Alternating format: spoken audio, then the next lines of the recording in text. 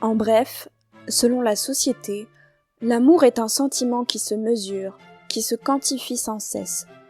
Il doit se limiter parce qu'il est une création du monde qui connaît lui-même des limites.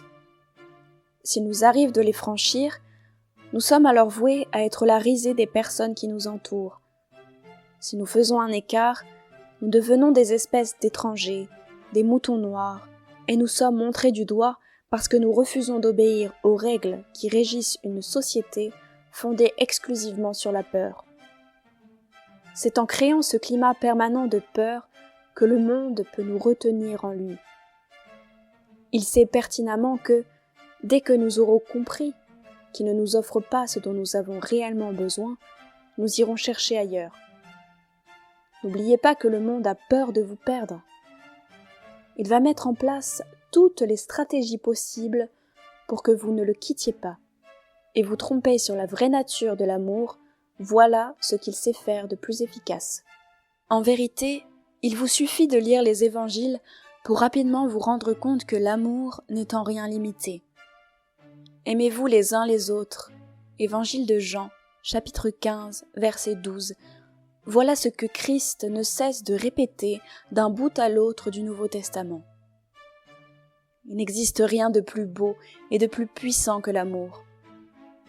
Il est évidemment difficile de donner son amour à chaque personne que nous pouvons rencontrer au cours de notre vie.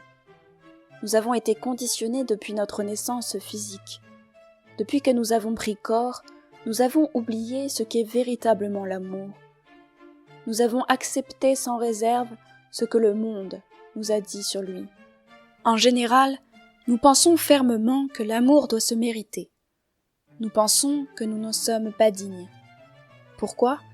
Parce que le monde a réussi à nous faire croire que nous avons été séparés du Père et que nous ne pouvons plus connaître le puissant amour du Seigneur.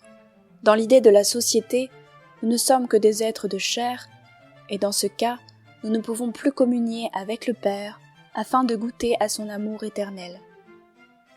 La société a placé un voile devant nos yeux et dans notre cœur qui nous empêche de connaître la vérité. La vérité, la voici. Il n'est pas de plus grand miracle que celui d'être aimé.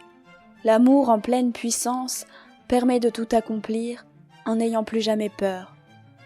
Or, examinez votre vie et vous verrez que vous avez souvent eu peur.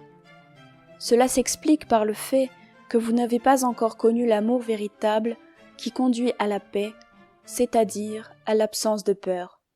Vous ne pourrez jamais être pleinement heureux sans connaître l'amour du Seigneur. Parfois, vous pensez qu'il vous délaisse parce qu'il ne vous répond pas. Détrompez-vous. Il est avec vous à chaque instant. Il connaît les épreuves que vous traversez. Il comprend vos peurs, vos doutes et vos tristesses. Il cherche sans cesse à vous apaiser en vous montrant qu'il vous aime d'un amour infini. Mais vous êtes toujours dans le monde. Alors, il ne peut pas œuvrer pleinement en vous. Il faut que vous vous détachiez du monde, de la société qui vous entoure, pour pouvoir vous donner entièrement à lui. Tant que vous n'aurez pas fait cela, tant que vous ne lui aurez pas confié votre cœur sans crainte, alors vous ne pourrez pas connaître l'étendue de son amour pour vous. Oui, vous devez réaliser un véritable travail sur vous, avec son aide bien entendu. Je vous engage vivement à lire sa parole et à le prier davantage. Quitter le monde est une étape essentielle pour atteindre le salut, et il sait à quel point cela peut être difficile. Mais parce que vous avez d'abord été créés par le Père, parce que vous êtes avant tout des êtres d'esprit, avec de l'entraînement et beaucoup de volonté, vous arriverez petit à petit à quitter le monde. Vous goûterez alors à une paix si profonde et si douce que vous ne pourrez plus faire marche arrière. Une fois que la machine est lancée, plus rien ne peut l'arrêter. L'amour du Christ pour vous, mes frères, mes sœurs, est illimité. Il dépasse toutes les frontières que nous connaissons. Et pour cause, il n'est absolument pas matériel. Il prend racine dans l'esprit, qui est infini et communique sans cesse. Il vous faut entraîner votre esprit à connaître Christ, à le chercher en permanence, et la prière est un véritable moyen d'y arriver. De cette manière, vous montrez votre détermination au Seigneur pour connaître son amour et sa paix. Il ne vous abandonne jamais, mais il a besoin de toute votre volonté pour accomplir en vous des miracles.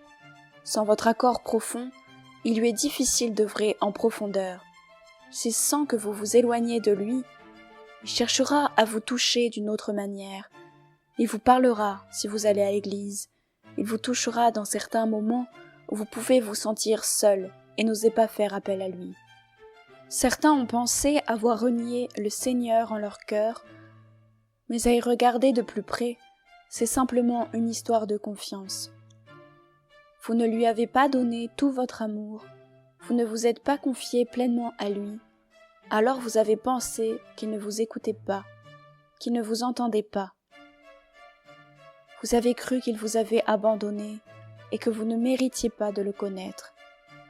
Si tel était le cas, pourquoi aurait-il dit, dans l'évangile de Jean, chapitre 10, versets 11 à 16, « Je suis le bon berger. Le bon berger donne sa vie pour ses brebis. J'ai encore d'autres brebis qui ne sont pas de cette bergerie. Celles-là, il faut que je les amène. Elles entendront ma voix, et il y aura un seul troupeau, un seul berger. » Par cette parabole, dite du bon berger, Jésus affirme qu'il viendra chercher toutes celles et ceux qui se sont égarés. Il y a une place pour chacun de nous au royaume des cieux. Les choses vont changer à grande vitesse et chacun de nous doit être prêt à accepter en lui le nom de Christ s'il veut être sauvé. L'amour est notre unique recours. Soyez prêts à accueillir le Seigneur car il arrive, et plus rien ne sera comme avant. Ouvrez grand vos cœurs pour que la vérité, la paix et l'amour divin puissent y pénétrer. Cessez de vous conforter dans ce que vous donne le monde. En vérité, il ne vous donne rien. Il cherche en permanence à vous tromper, à vous blesser, parce qu'il ne veut qu'une chose de vous, votre faim. Au contraire, le Christ vous donne la vie éternelle, et pour que cela puisse s'accomplir, il va vous guider sur le chemin qui mène jusqu'au Père, car il est le seul à connaître toutes les voies qui mènent à lui. L'amour est notre unique secours pour abandonner le monde et retrouver enfin le cœur de notre Père.